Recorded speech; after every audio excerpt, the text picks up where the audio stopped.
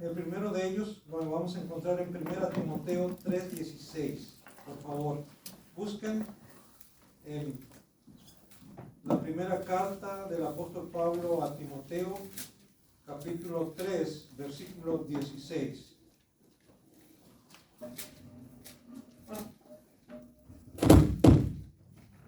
Bien, primera carta del apóstol Pablo a Timoteo, capítulo 3, versículo 16, dice de la siguiente manera: e indiscutiblemente grande es el misterio de la piedad.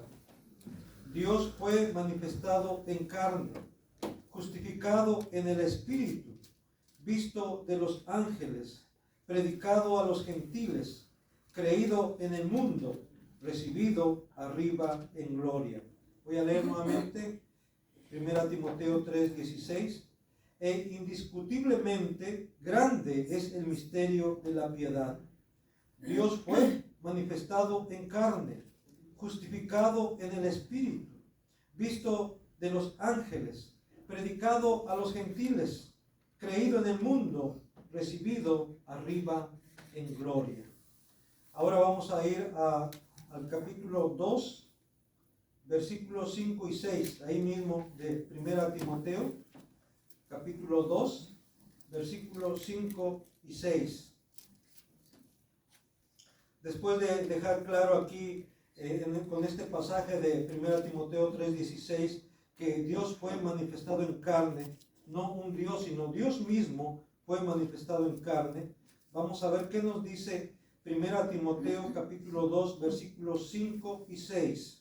Dice así: porque hay un solo Dios y un solo mediador entre Dios y los hombres, Jesucristo hombre, el cual se dio a sí mismo en rescate por todos, de lo cual se dio testimonio a su debido tiempo. Nuevamente leo 1 Timoteo capítulo 2 versículos 5 y 6.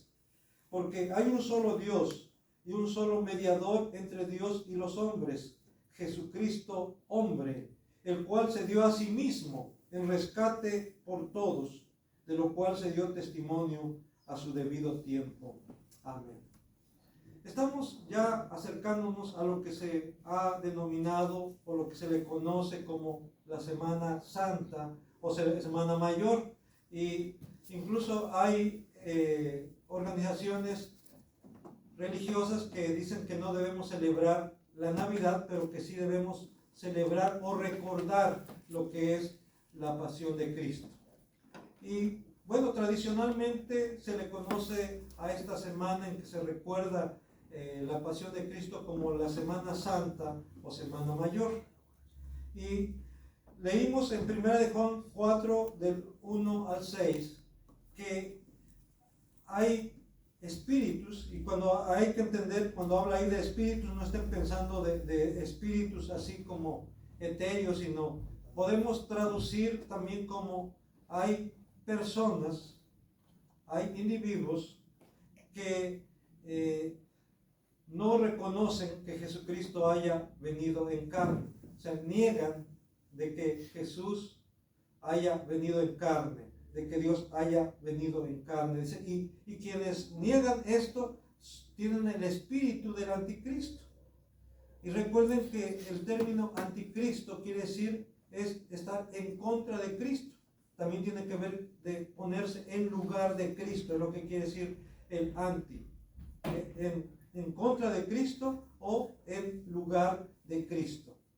Y por eso es importante que nosotros tengamos claro de que nosotros sí creemos que Jesucristo ha venido en carne, que Dios se ha hecho carne y que ha habitado entre nosotros, como dice ahí en Juan 1, dice que en el principio Él era el Verbo, en el principio era el Verbo, y el Verbo era con Dios, y el Verbo era Dios, y ese Verbo es el Logos, es Cristo.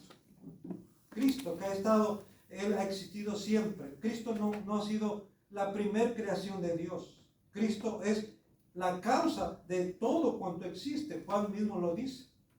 Sin Él nada de lo que existe existiera. Y ese mismo Logos que es eterno, coeterno con el Padre, el Logos, la palabra, Cristo es la palabra encarnada.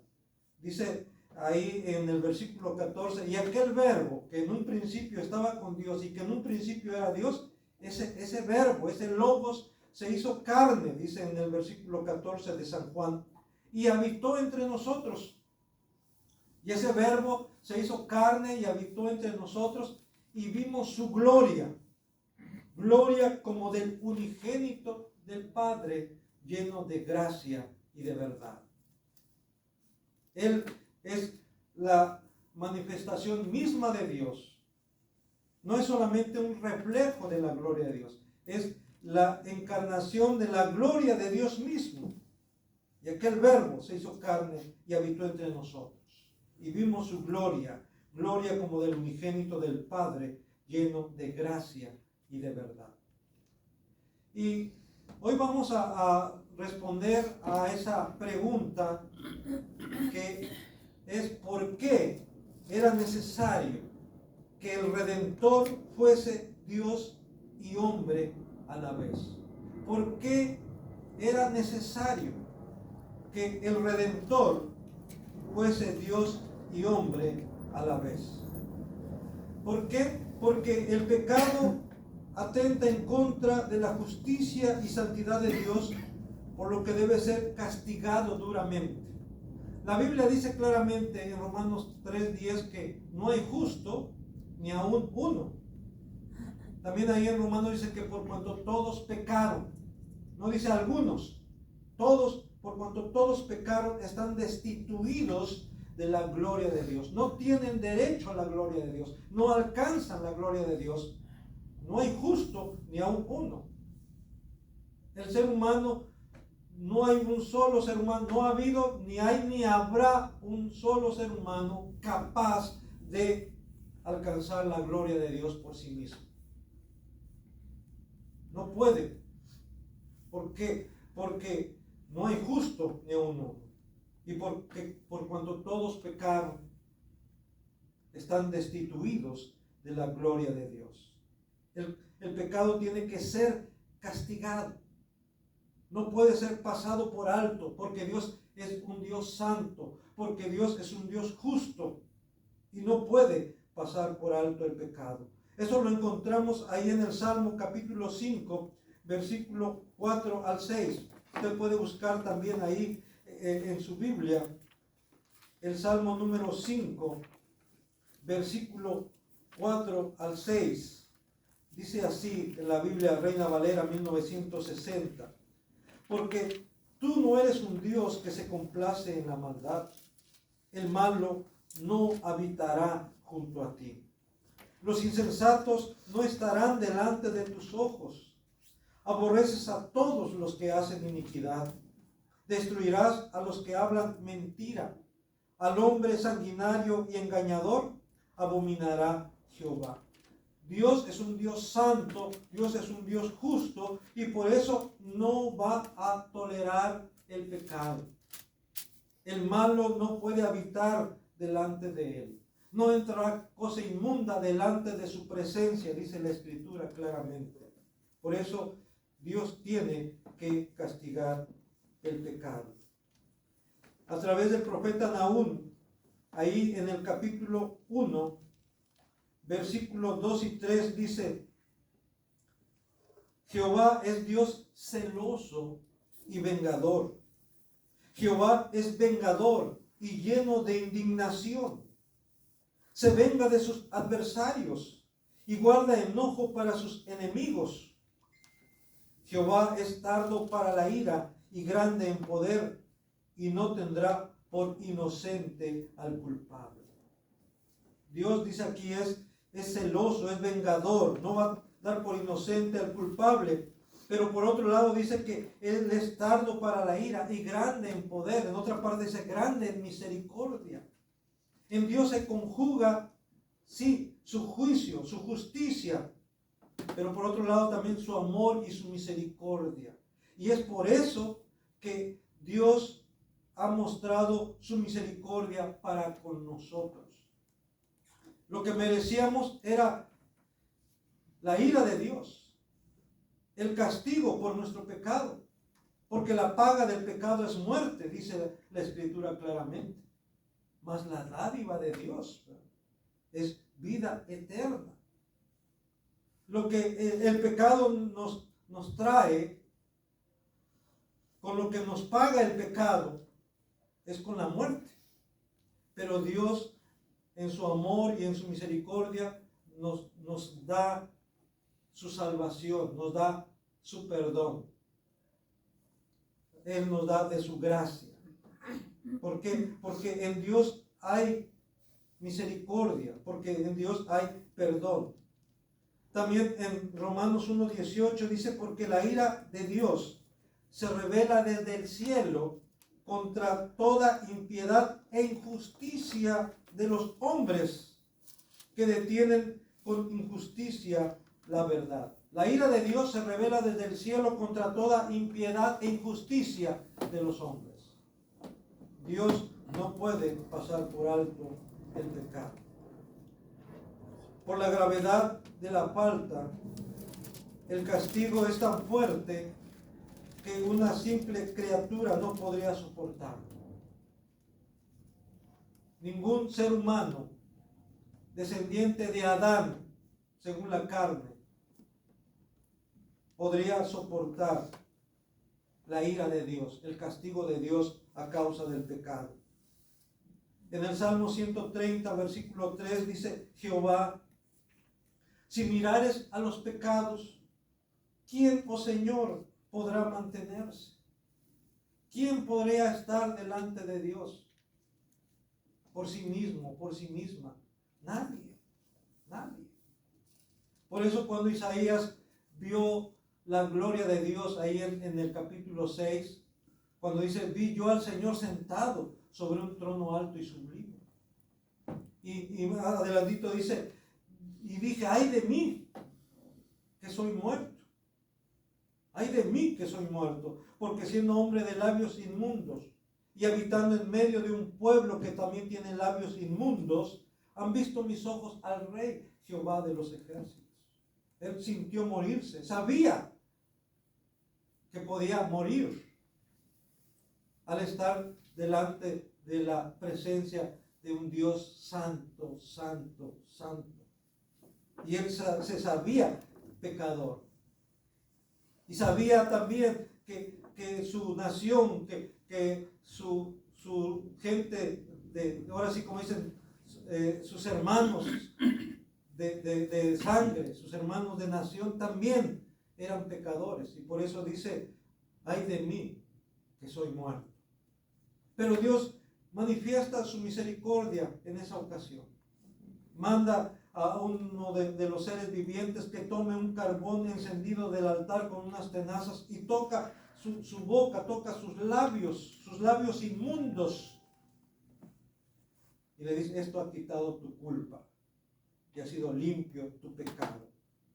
Ha sido limpio de tu pecado, tu culpa ha sido quitada. Solo Dios puede quitar el pecado, solo Dios puede quitar la culpa, nadie más. Porque la ira de Dios se revela desde el cielo contra toda impiedad e injusticia de los hombres que detienen con injusticia la verdad. Pero por otro lado, también sabemos que Dios muestra su misericordia. También a través del profeta Nahum, ahora en el capítulo 1, versículo 6, dice, ¿quién permanecerá delante de su ira?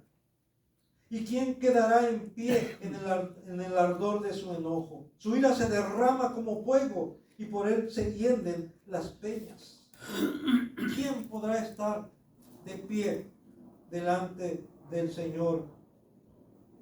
¿Quién podrá justificarse delante de él cuando él juzgue al individuo?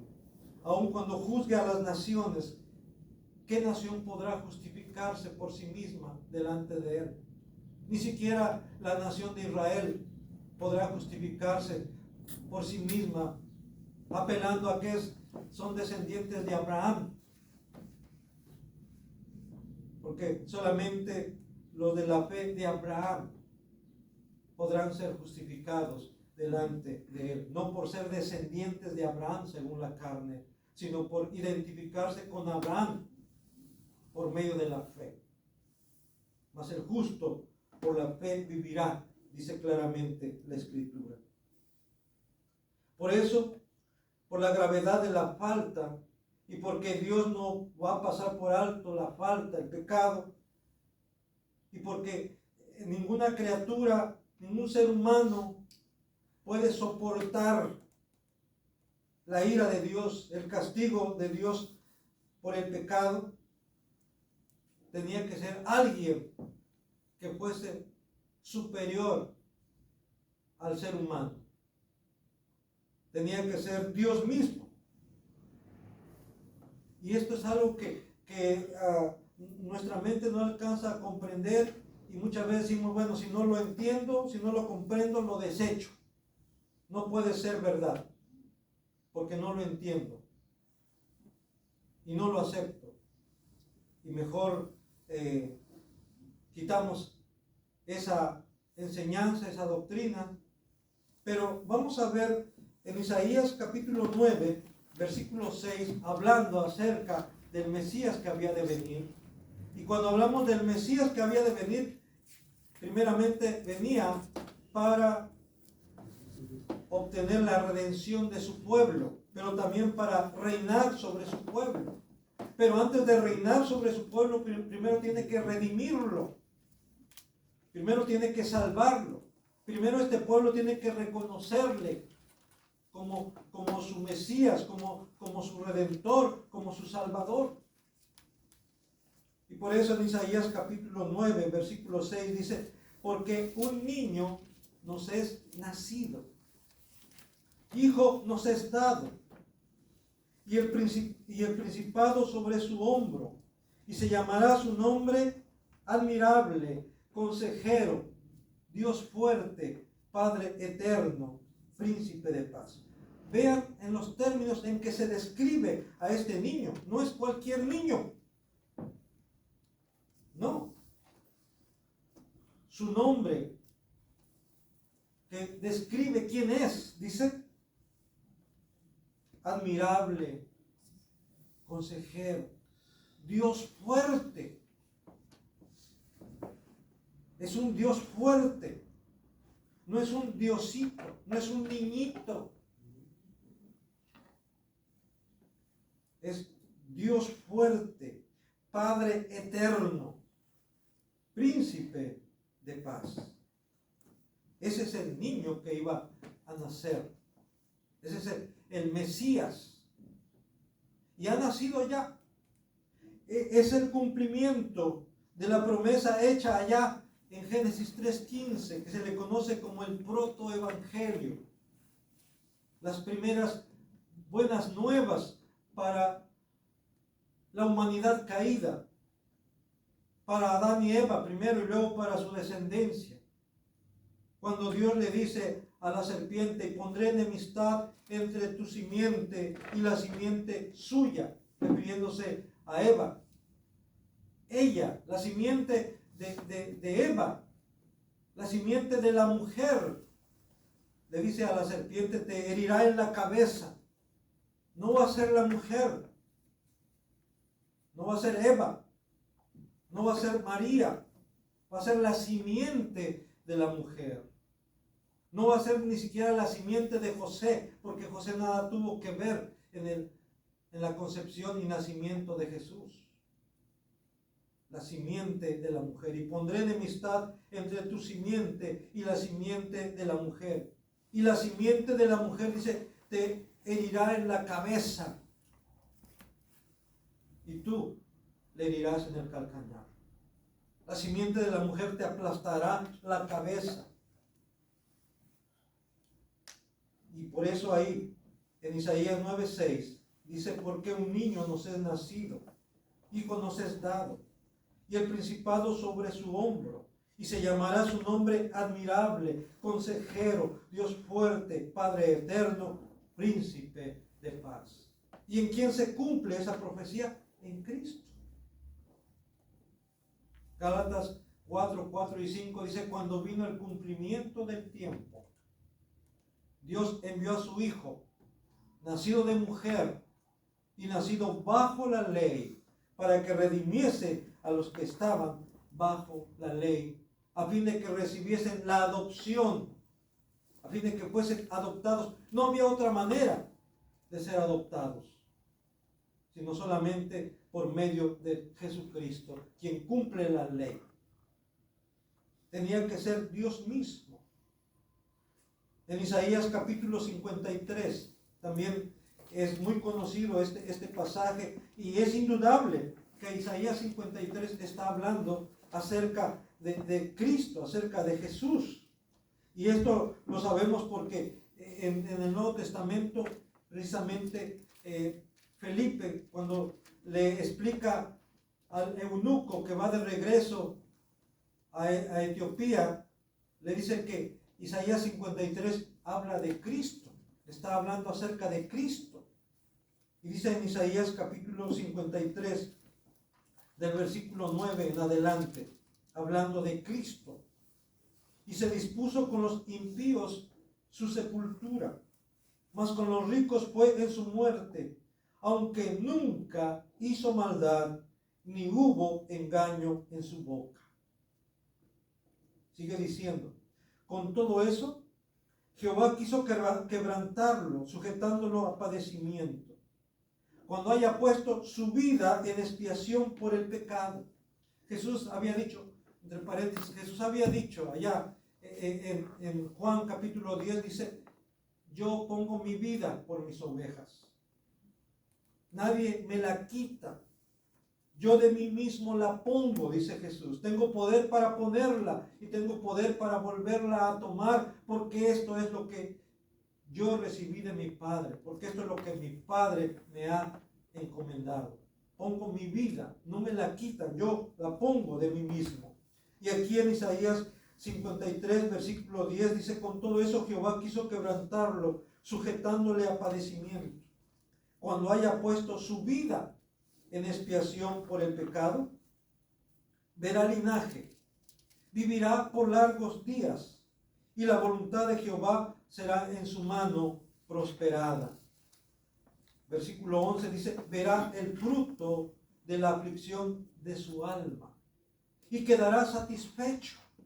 En el Nuevo Testamento dice que por el gozo puesto delante de sí, refiriéndose a Cristo, menospreció el oprobio, menospreció el sufrimiento, por el gozo puesto delante de sí, sabiendo que de esa manera, a través del sufrimiento, a través del derramamiento de su sangre, a través de ofrecer su vida en la cruz del Calvario, de esa manera Él iba a obtener para sus hijos eterna redención, para nosotros eterna redención. Y eso, hermanos, eso le motivó, eso hizo que tuviera en poco sus sufrimientos, porque lo que él iba a obtener era mucho más grande: la redención de su pueblo, la redención de sus hijos. Verá el fruto de la aflicción de su alma y quedará satisfecho. Por su conocimiento justificará mi siervo justo. ¿Cómo le llama aquí? Mi siervo justo. De entre los hombres no hay justo ni aun uno. Pero este siervo, como muchos lo han catalogado como este siervo sufriente, es Jesús mismo. Es Dios mismo hecho carne, habitando entre nosotros. También a través del profeta Jeremías, en el capítulo 23, versículos 5 y 6, dice: He aquí vienen días, dice Jehová, en que levantaré a David renuevo justo, y reinará como rey, el cual será dichoso, y hará juicio y justicia en la tierra. Algunos dicen, se está refiriendo ahí a un descendiente de David. Sí, pero no es cualquier descendiente de David. Es, como dice ahí, el renuevo. ¿Y quién es el renuevo justo? No es ni Salomón, no es ninguno de la descendencia de David en la carne, aunque Jesús vino de la descendencia de David según la carne por parte de José y de María. Pero en realidad sabemos por la palabra de Dios, por Lucas 1, capítulo 30, versículo 35. Vamos a buscar para que veamos qué nos dice el Santo Evangelio en Lucas capítulo 1, versículo 30 al 35, para que veamos cómo es que Jesús vino a este mundo. No hizo su aparición así como teletransportado, sino Él nació de una virgen. Dice en Lucas 1, versículo 30 al 35. Entonces el ángel le dijo: María, no temas, porque has hallado gracia delante de Dios. Y ahora concebirás en tu vientre y darás a luz un hijo y llamarás su nombre Jesús. Entre paréntesis, Jesús quiere decir Jehová salva. Jehová salva. Y llamará su nombre Jesús. Este será grande y será llamado Hijo del Altísimo. Y el Señor Dios le dará el trono de David su padre. Y reinará sobre la casa de Jacob para siempre. Y su reino no tendrá fin. Ahí está, entonces. Dice, versículo 34, entonces María dijo al ángel: ¿cómo será esto? Pues no conozco varón. Respondiendo el ángel le dijo: el Espíritu Santo vendrá sobre ti, y el poder del Altísimo te cubrirá con su sombra, por lo cual también el santo ser que nacerá será llamado Hijo de Dios. Jesús no fue hijo de José, fue hijo de Dios. Sí era descendiente de David, según la carne, por parte de José y de María, porque ellos eran descendientes de David. Por eso fueron a empadronarse a la ciudad de David, a Belén. Pero Jesús era hijo de Dios, que fue concebido en el vientre de la Virgen María por el poder, por la obra del Espíritu Santo. Por eso dice ahí: mi siervo justo justificará a muchos. Por eso el apóstol Pablo, cuando escribe a Timoteo, ya leímos en 1 Timoteo 3:16, que dice: e indiscutiblemente grande es el misterio de la piedad. Pablo mismo está maravillado, está sorprendido, dice: esto es algo maravilloso, algo grandioso, que Dios se haya manifestado en carne, que haya sido justificado en el Espíritu, que haya sido visto de los ángeles, que haya sido predicado a los gentiles, que haya sido creído en el mundo y que haya sido recibido arriba en gloria. Porque esto ya es un hecho. Dios fue manifestado en carne, justificado en el Espíritu, visto de los ángeles, predicado a los gentiles, creído en el mundo y recibido arriba en gloria. ¿Quién cumple con todo esto? Cristo. Cristo. Dios mismo manifestado en carne. Y también ahí en Colosenses capítulo 2, versículo 9 dice: porque en Él, en Cristo, habita corporalmente toda la plenitud de la deidad. En Cristo solamente, en nadie más, solamente en Cristo habita corporalmente toda la plenitud de la deidad. No una parte, no un porcentaje, sino toda la plenitud de la deidad. ¿Esto qué quiere decir? Que Jesucristo es totalmente, plenamente, completamente, absolutamente Dios. No un Dios, no un diosito, sino Dios. Tenía que ser así, porque solamente alguien así podía pagar por nuestros pecados. No un hombre, no un ángel. Tenía que ser un hombre. ¿Por qué? Porque el hombre era el que había pecado. Aunque los ángeles han pecado también, pero ellos no van a tener esa oportunidad que Dios nos está dando a nosotros, los seres humanos. Los ángeles que han pecado, los ángeles que han desobedecido, ellos no van a tener una segunda oportunidad. Ellos están reservados para ser arrojados al lago de fuego y azufre. Están en prisiones esperando el juicio de Dios para ser arrojados al lago de fuego y azufre, juntamente con Satanás, juntamente con el anticristo, con la bestia, con el falso profeta, y juntamente con los impíos, los que no quisieron recibir a Cristo. Esos ángeles no tendrán chance. Sin embargo, los seres humanos tenemos esa oportunidad por la gracia, por la misericordia de Dios. Porque la palabra de Dios mismo dice, porque Él se acuerda, porque Él conoce nuestra condición. Se acuerda de que somos polvo. Por eso ha mostrado misericordia para con nosotros. Porque fue el hombre quien pecó, el hombre tiene que pagar. No otra criatura. Tiene que ser el hombre, tiene que ser un hombre. Y dentro de la raza humana no hay un solo hombre justo. Por eso en Apocalipsis dice que cuando se busca a alguien que pueda abrir el libro, el rollo que está sellado con 7 sellos, dice que no hay nadie, ni en el cielo, ni en la tierra, ni debajo de la tierra, que pueda abrir el libro y sus sellos. Y Juan dice, yo lloraba mucho,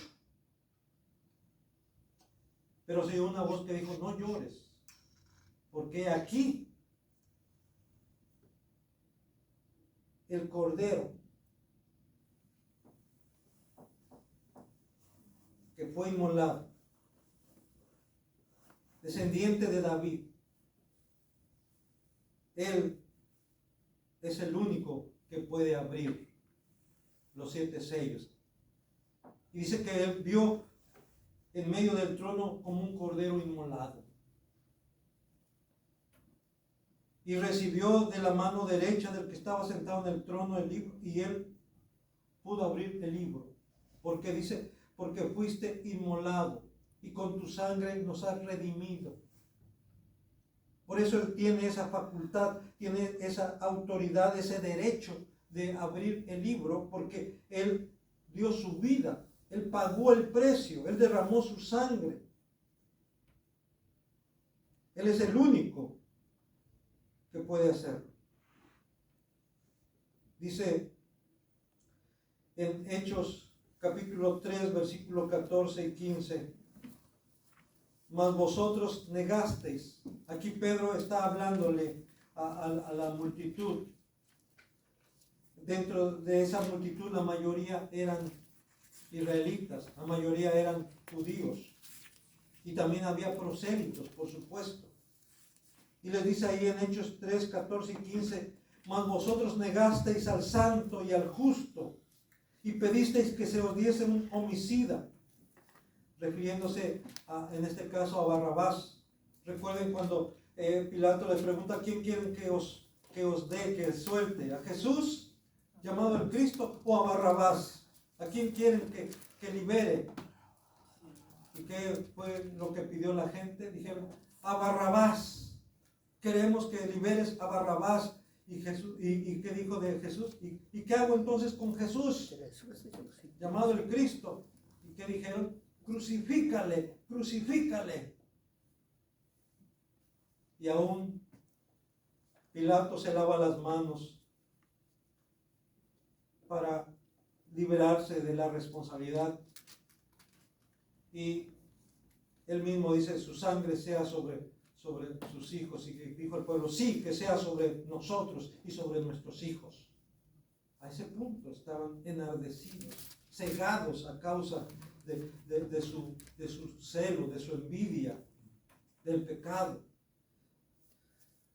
Mas vosotros negasteis al santo y al justo, y pedisteis que se diese a un homicida, y matasteis al autor de la vida, a quien Dios ha resucitado de los muertos, de lo cual nosotros somos testigos, dice el apóstol Pedro. Sí, ellos pidieron su muerte y de alguna manera ellos lo mataron, dice. Pero Dios lo resucitó. Él ya no está muerto. Él ya no está en el sepulcro. Él ya no está en una vitrina tampoco. Él ya no está tampoco en una cruz. Ahora Él está a la diestra del Padre, poderoso, reinando. Él reina. Él es el Rey de Reyes y Señor de Señores. Y Él va a venir por segunda vez, ya sin relación con el pecado. Ya lo hemos dicho en otras ocasiones. Él ya va a venir ya no como el Cordero inmolado, ahora va a venir como el León de Judá. Él va a venir como el juez, porque el Padre le ha dado esa autoridad, esa facultad de que ahora sea el juez. Viene, y viene para juzgar a los vivos y a los muertos. Porque los hombres malvados pidieron su muerte y fue muerto, fue crucificado, pero Dios el Padre lo levantó de entre los muertos. Dice en 2 Corintios capítulo 5 versículo 21, al que no conoció pecado, por nosotros lo hizo pecado. Fue tratado como el peor de los pecadores, como el peor de los criminales. ¿Por qué? Porque estaba llevando sobre sí nuestros pecados. Fue tratado como el peor de los criminales, como el peor de los pecadores, pero no había pecado en él. Sin embargo, Dios cargó en él el pecado de todos nosotros. Él quiso llevar sobre sí nuestros pecados. Y por eso Dios descargó su ira y su justicia sobre él. Por eso estando en la cruz, él dijo, Dios mío, ¿por qué me has desamparado?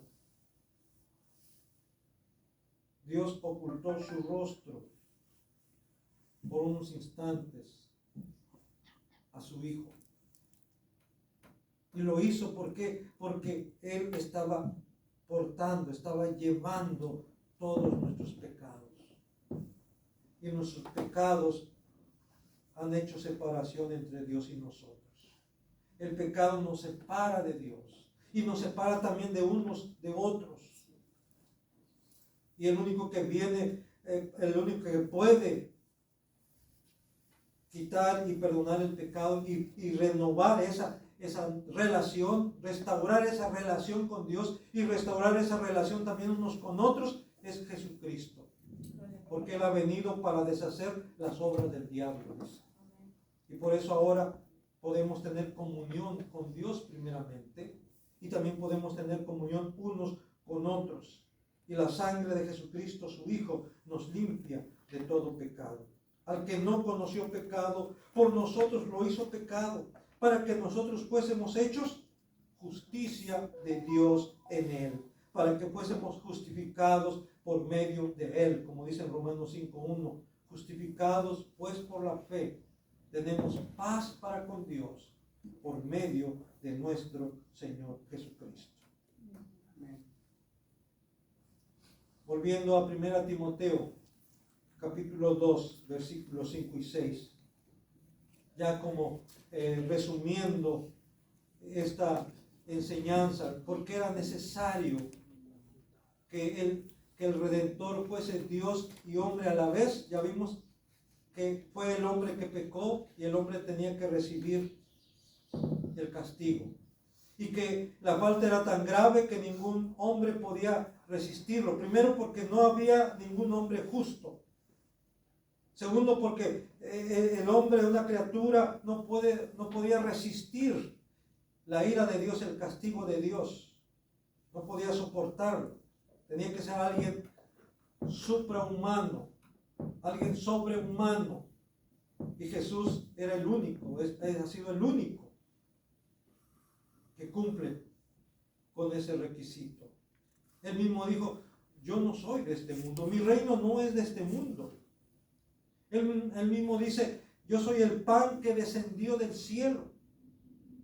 Él descendió del cielo, Él provenía del cielo. En Él no había pecado, no se halló pecado en su boca. Por eso dice Pablo a Timoteo, en 1 Timoteo 2, versículos 5 y 6, porque hay un solo Dios y un solo mediador entre Dios y los hombres, Jesucristo hombre, el cual se dio a sí mismo en rescate por todos. Él se dio a sí mismo en rescate por nosotros. Él se dio a sí mismo en rescate por su pueblo, por su iglesia, por sus ovejas.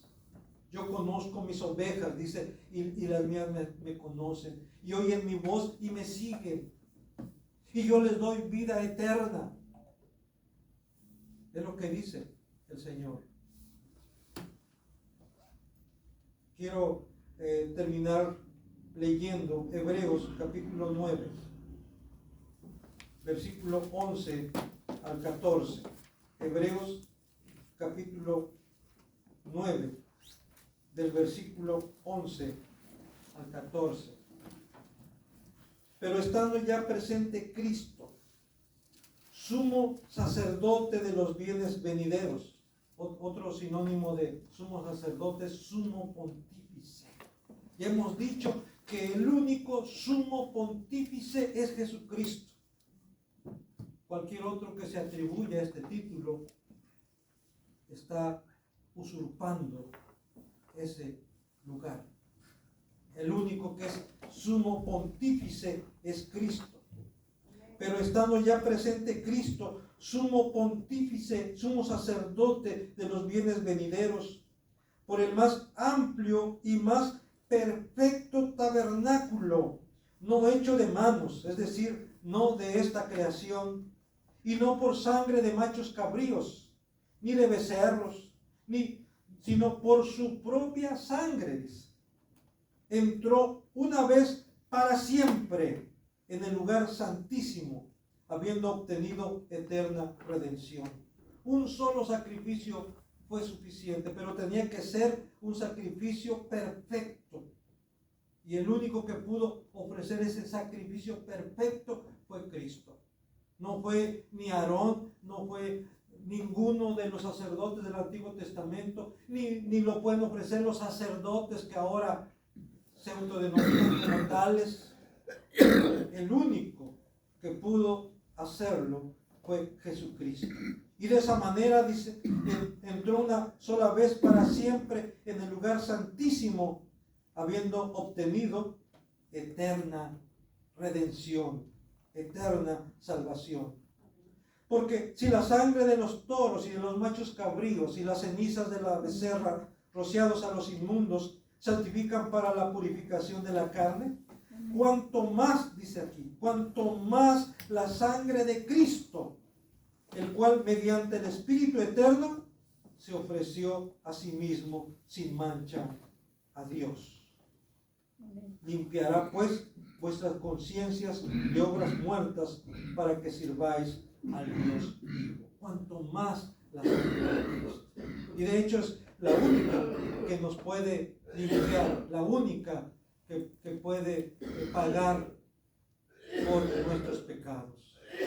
Por eso a veces entonamos ese canto: la sangre de Cristo tiene poder para deshacer lo malo en mi ser. Y esto es real, hermanos. No fuimos comprados con cosas materiales como oro, plata o piedras preciosas, sino hemos sido comprados, rescatados, redimidos por la sangre preciosa de Jesucristo, como de un cordero sin mancha, sin contaminación, ya destinado desde antes de la fundación del mundo, dice, pero manifestado en los postreros tiempos por amor a nosotros. Mirad cuál amor nos ha dado el Padre, para que seamos llamados los hijos de Dios. Por eso el mundo no nos conoce, porque a Él tampoco no le conoció. Y aún no se ha manifestado lo que habremos de ser, dice Juan en su primera carta, en el capítulo 3, aún no se ha manifestado lo que hemos de ser. Porque cuando Él se manifieste, y es lo que creemos y esperamos su manifestación, porque cuando Él se manifieste, ¿qué dice? Seremos semejantes a Él, porque le veremos tal y como Él es. Y quienes tenemos esta esperanza, dice, nos limpiamos, nos purificamos. ¿Para qué? Para que podamos estar preparados cuando Él venga. Que Dios nos ayude, pues, para esperarle así, como dicen, con esa expectativa, con ese deseo de verle pronto, de estar con Él para siempre. Amén.